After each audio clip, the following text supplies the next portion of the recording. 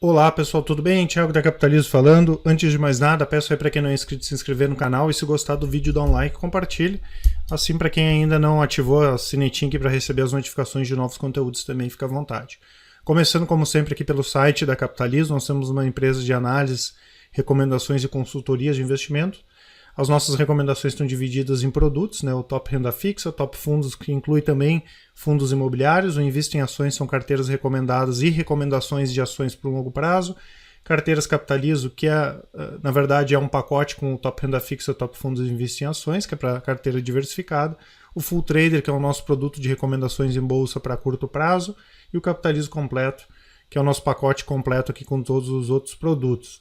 Para quem não conhece o site, pessoal, vale a pena dar uma olhada na parte do blog, tem muita informação, todos os dias a gente coloca alguma coisa atualizada e como sempre vou deixar aqui também os relatórios grátis, todos os meses a gente disponibiliza um relatório gratuito. Esse mês o relatório novo é o Franklin Valor e Liquidez, que é uma recomendação de fundo de ações. Para baixar o relatório é só colocar o nome, o e-mail e o telefone, colocando o nome e o e-mail vocês baixam o relatório e fazem parte do nosso mailing, colocando o telefone a gente convida para fazer parte da nossa lista do Whats. E só para fazer parte da lista do Whats, tá, pessoal? Quem cadastrou lá, não precisa colocar de novo que a gente vai chamar para o Whats, para a lista, tá? Mas quem quiser só cadastrar, é só seguir o passo a passo, né? Vai enviar a mensagenzinha de receber, depois a gente dá um retorno, vocês salvam o nosso contato no celular de vocês e podem interagir à medida que a gente vai enviando as informações. Lembrando, né, pessoal, que não é grupo, é listagem, então vocês podem, o contato de vocês com a gente vai ser feito de forma individualizada, tá? Hoje então, pessoal, vamos falar um pouquinho onde investir em 2019. Nós vamos pelo menos uma vez por mês, a partir de agora, né, uma vez por mês atualizar esse conteúdo aqui, né? Na verdade, eu pedi para os nossos analistas passar a percepção deles, né, e a percepção do que eles entendem que o mercado espera para o final desse ano, especialmente para o ano que vem. A gente não quer, né, pessoal, cravar que o dólar vai fechar X, que a inflação vai fechar Y, ou que a Selic vai fechar 8%. Não, a gente vai traçar cenários e mensalmente, à medida que as coisas vão acontecendo, a gente vai vendo se teve alguma alteração no cenário ou não, né? Isso é muito importante, né, pessoal? Para todos os tipos de investimento, a gente entender como a gente está de maneira macro, não só para os investimentos de renda variável e principalmente para os investimentos de renda fixa. É importante a gente entender para onde é que vai os juros, para onde é que vai a inflação, para traçar cenários. Como eu falei, o objetivo aqui é projetar, é conversar, é entender como a gente está situado hoje, deve estar situado no ano que vem, 2020, né? E a partir daí traçar esses cenários aí que eu comentei, tá? Em relação a essa questão macro, né, pessoal, o pior cenário hoje, né, que a gente está vivendo hoje seria se tivesse ganhado, por exemplo, o Ciro ou o Haddad, falando em termos de eleições, que seria uma agenda mais anti-reformas, tá? É importante que o Brasil faça reformas, a situação fiscal está complicada, né? Tem a questão de reforma da Previdência, o Estado está muito inchado, a gente tem uma carga tributária muito elevada e ninguém aguenta mais, isso acaba afastando investimentos, né? Então hoje o cenário é positivo, muito mais positivo do que quando a gente estava ali no auge da greve dos caminhoneiros, muito mais positivo quando estourou aquela gravação do Temer com a JBS, né? Também ninguém imaginaria, né, que o Temer poderia estar envolvido com falcatrua, né? Então é um cenário mais benigno, né? Essa é uma realidade. Se as coisas vão acontecer ou não é outra história, mas elas têm mais chance de acontecer hoje do que talvez se tivesse ganhado, como eu comentei, o Haddad ou o Ciro Gomes, tá? E é interessante, eu me lembro sempre quando perguntavam para o Warren Buffett, né, o que ele achava sobre economia, o que ele achava sobre fazer análise econômica antes dele investir em uma determinada empresa, e ele falava que não dava muita bola para essa questão de economia, mas que tinham 3 fatores que sim ele considerava importantes e que poderiam atrapalhar muito a questão dos investimentos, né? Primeiro é a questão dos juros, porque os juros tira o ímpeto das pessoas de empreender, né? Quando os juros estão muito altos, por que o juro está 20%? Por que eu vou montar um negócio se eu posso comprar título público do governo, né? Então ele entendia, né, que essa questão dos juros altos pode atrapalhar. Não é o nosso cenário base, depois a gente vai ver ali em relação à questão do que o mercado espera pelo relatório Focus, tanto que o juro permaneceu em 6,5%, e mesmo que a gente tenha altas do juro, ainda devem ser altas mais moderadas aí para os próximos anos, dificilmente chegando a 2 dígitos, né? Obviamente tem algumas coisas que ainda trazem um grau de incerteza, talvez até elevado, mas a tendência hoje é do juro permanecer baixo, que acaba ajudando a economia, e justamente isso que o Buffett comenta, né? Outra questão que ele sempre comentava em relação à questão da inflação, a inflação alta tira a previsibilidade de quem quer investir e tira a previsibilidade de quem tem um negócio, né? Se todos os dias o preço do trigo está diferente, como é que o cara da padaria vai conseguir se organizar? E apesar, né, se a gente pegar o IPCA de 12 meses, hoje está na casa de 4,66%, muito impactado com a questão da greve dos caminhoneiros, né? Apesar da inflação hoje estar alta, vamos dizer assim, ela está muito abaixo do que o Brasil está acostumado, e no curto prazo, até com essa arrefecida do dólar, com o dólar vindo um pouco para baixo, a inflação continua baixa, né? E não deve incomodar, até porque a economia ainda está crescendo muito pouco, né? A capacidade de produção ela permite um crescimento maior antes de começar a incomodar na inflação, né? Talvez 12 meses, 24 meses ainda pode demorar para ter um impacto mais efetivo na inflação, né?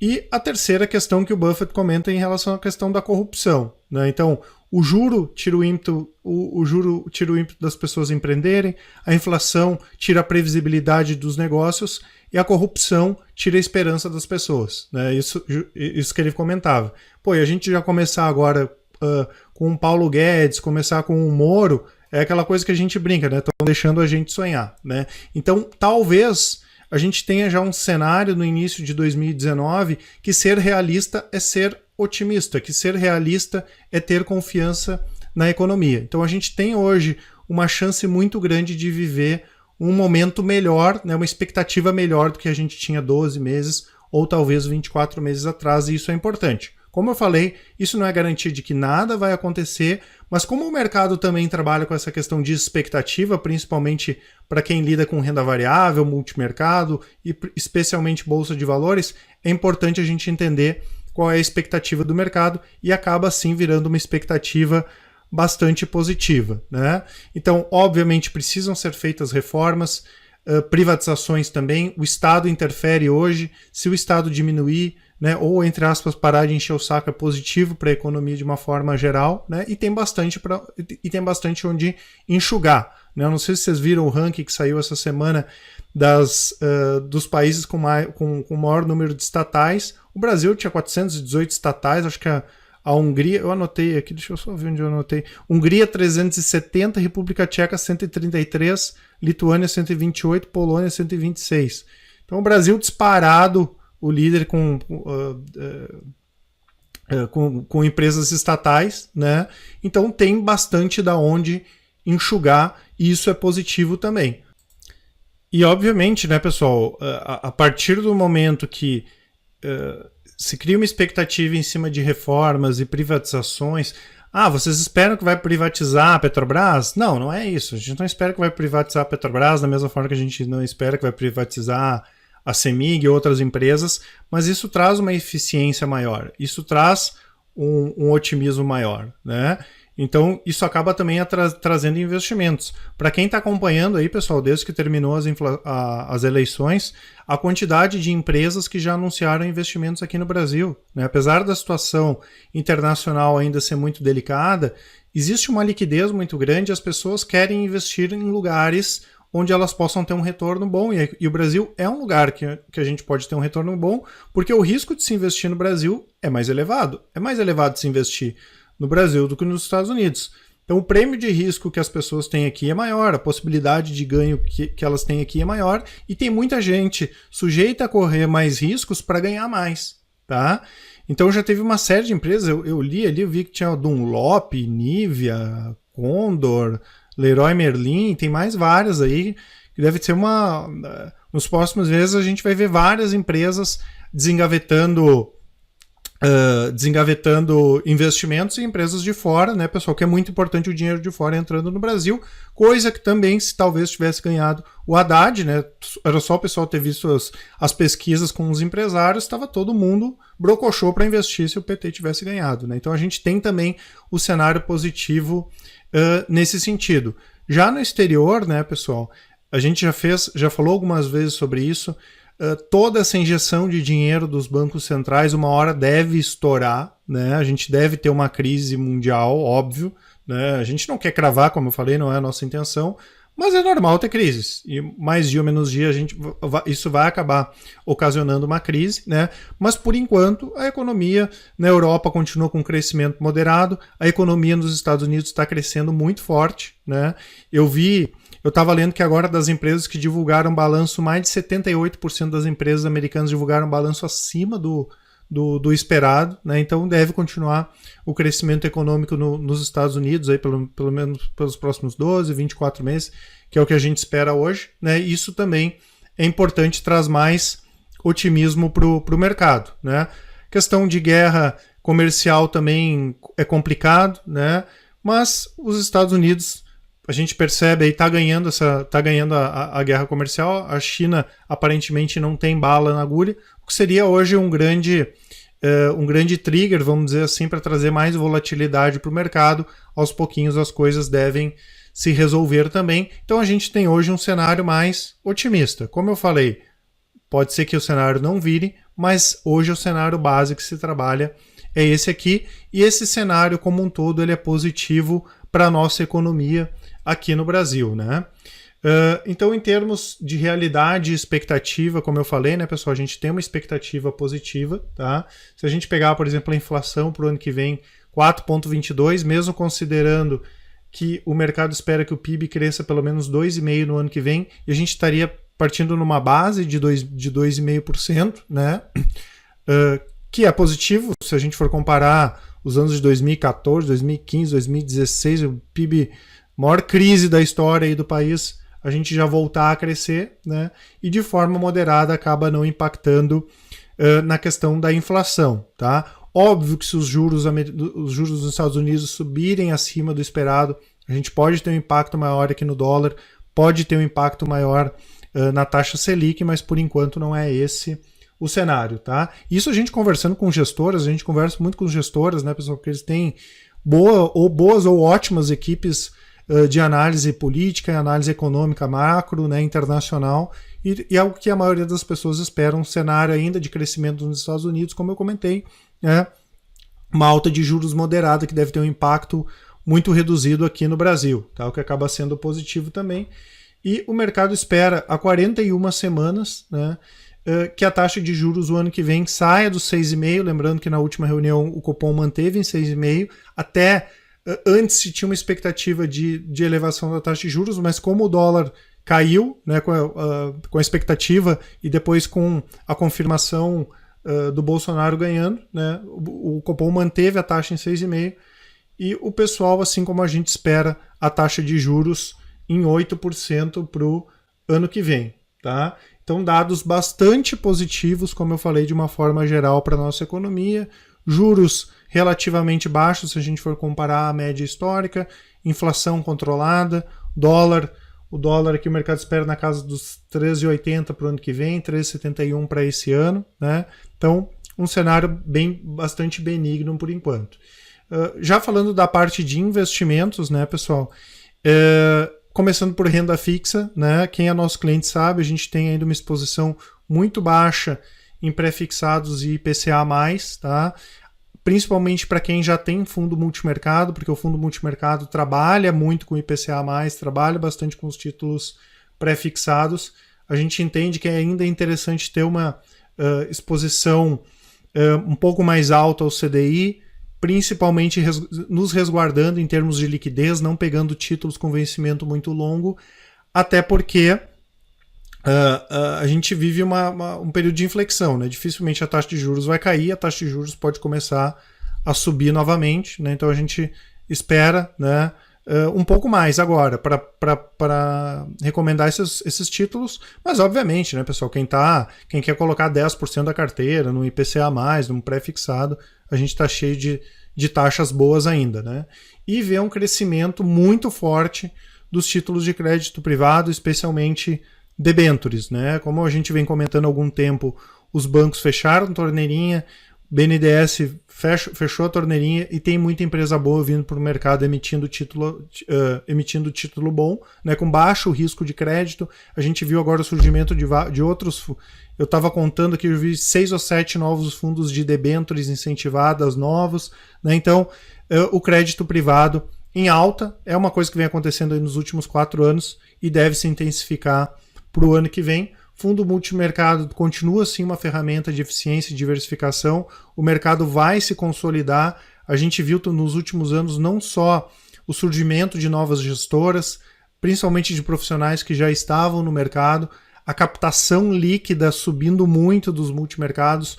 O brasileiro, claro, não dá nem para comparar. Se a gente comparar o que tem em renda fixa com o multimercado, ainda não tem comparação. Mas foi um mercado que cresceu bastante. O brasileiro entendendo como é importante, né, ter... Quando eu digo brasileiro, né, pessoal, a gente que conversa sobre investimentos, mas muita gente querendo saber como é que funciona o multimercado, entendendo que ele não é renda fixa, mas que no médio e longo prazo ele pode trazer uma rentabilidade boa para a carteira, ele pode apimentar, né, pode dar uma turbinada na nossa carteira de investimentos, e através do fundo multimercado ali a gente tem essa questão da diversificação também. Fundo investindo lá fora, investindo em ações, investindo em renda fixa, investindo em crédito privado. Então é uma boa oportunidade e o mercado vai cada vez mais se consolidar com essa questão dos fundos multimercados, tanto que a gente viu nos últimos 36 meses as gestoras crescendo muito e as gestoras indo para outros mercados, como por exemplo previdência privada, né? Tem muita gente que tem previdência privada, Bradesco, Itaú, Banco do Brasil, e poderia investir numa previdência privada da Adam, da SPX, da Verde, que no longo prazo deve render mais do que esses produtos tradicionais do banco. Em relação a fundos imobiliários, o pessoal pergunta bastante, a gente entende que esse é um novo momento, né? A gente já comentou várias vezes a respeito disso, fundos maiores, mais eficientes, uma transparência maior do mercado, né? E claro, muita gente questiona em relação a essa questão da taxa de juros, né? A gente sabe que normalmente quando as taxas de juros sobem e é a expectativa do mercado, os fundos imobiliários acabam caindo, tá? Tem essa correlação, é uma correlação que existe, né? Mas o mercado é diferente do que a gente viveu lá em 2010, 2011, 2013, né? Onde a taxa de juros começou a subir muito, mas o mercado imobiliário era outro, né? O mercado imobiliário turbinado aí com Minha Casa Minha Vida, os preços muito elevados, e apesar da gente já ver hoje uma recuperação em algumas regiões, né? A gente pega São Paulo, está de vento e polpa, algumas regiões do Brasil também, claro, Rio de Janeiro está um pouco atrasado, mas apesar da gente ver já alguns imóveis sem vacância, por exemplo, o mercado hoje é diferente do mercado, como eu comentei alguns anos atrás. Os preços dos imóveis estavam muito elevados. Então, a gente pegou um período de preços dos imóveis elevados, o juros subindo pra caramba e do nada secando a fonte para financiamento, para compra de imóveis, para construção de novos imóveis também, né? Então hoje o momento é diferente, é difícil falar em bolha do mercado imobiliário, porque os preços estão comportados, né? Muito comportados, por sinal, e a gente tem uma abundância também grande aí de imóveis, né? O que era diferente nesse cenário de alguns anos atrás, tá? Então hoje não dá para dizer que mesmo que se tenha uma expectativa de taxa de juros subir, que os fundos imobiliários ou que os imóveis estão caros, né? Não dá para se dizer isso, justamente porque é um momento diferente do que a gente viveu. Obviamente, né, pessoal, depende do imóvel, depende da localização do imóvel, do locatário, do fundo imobiliário e assim por diante, né? A gente tem que fazer tem que separar também o joio do trigo, tá? E finalmente, né, pessoal, bolsa de valores, tá? Curto prazo, vamos dizer assim, para nós que temos o produto Full Trader, tanto faz, né, pessoal, se o mercado está subindo, se o mercado caindo, a gente vai ter oportunidade de compra, oportunidade de venda, mas nós sabemos que psicologicamente, principalmente para quem ainda não opera em bolsa ou começou mais recentemente a operar em bolsa, é muito mais psicologicamente confortável operar para ganhar com a alta do que para ganhar com a baixa, né? Então acaba surgindo sim oportunidades para mais pessoas participarem quando o mercado tem uma expectativa positiva. Obviamente essa expectativa positiva não é para todo mundo, né? Tem ativos que vão cair, tem ativos que vão subir. Da mesma forma, a gente não pode sair comprando qualquer coisa, né? A gente sempre bate nessa tecla, não operar por notícias e ter um embasamento ou pelo gráfico, né, para quem opera no curto prazo, e no longo prazo para quem quer montar a carteira pelos fundamentos das empresas. Obviamente tem alguns ativos que talvez sofram um pouco mais agora, que são aqueles ativos que já haviam subido na expectativa, né, ativos ligados a dólar, mas que a gente com certeza continua acompanhando, como Suzano, como Fibria, como VEG, como Ferbasa, como Klabin. Talvez esses ativos sofram um pouco mais no curto prazo, né? E outros ativos, se tem uma expectativa, não é, como eu falei, não é recomendação, mas a gente não pode fechar os olhos para isso. Setor de estatais, Banco do Brasil, CEMIG, Petrobras, né? O próprio setor de siderúrgico, bancos, varejo, né? Varejo, então, é o primeiro. A economia começa a crescer, o setor varejista é o primeiro a se beneficiar. São alguns dos setores que a gente vai acompanhar, especialmente para as operações de curto prazo. Nas recomendações de longo prazo, quem é nosso cliente sabe que a carteira é bem diversificada nesse sentido. A gente não recomenda de acordo com cada cenário, né? Mas recomenda, sim, para uma montagem de carteira de longo prazo, que a gente, independentemente do cenário, sempre tem algum ativo que está se beneficiando com ele. Tá certo, pessoal? Isso que eu queria passar hoje para vocês. Então, uma mensagem positiva em relação ao que a gente pode esperar para o ano que vem, né? Como eu falei, a gente não quer cravar nada, mas sim trazer que tem muitas oportunidades, né? Eu acho que a gente começa o ano de 2019 de uma maneira mais otimista do que a gente iniciou o ano de 2018, até porque muita coisa que se esperava de 2018 acabou não se concretizando, né, que pode ocorrer em 2019, então é isso que a gente vai acompanhar. Caso vocês tenham alguma dúvida, pode colocar aqui nos comentários, quer deixar um áudio, quer deixar uma mensagem no WhatsApp, até a gente prefere que é mais fácil para responder para todo mundo, tá certo, pessoal? Não esqueçam de se inscrever no WhatsApp, não esqueçam de baixar os relatórios e qualquer dúvida nós estamos à disposição. Um abraço a todos e até mais.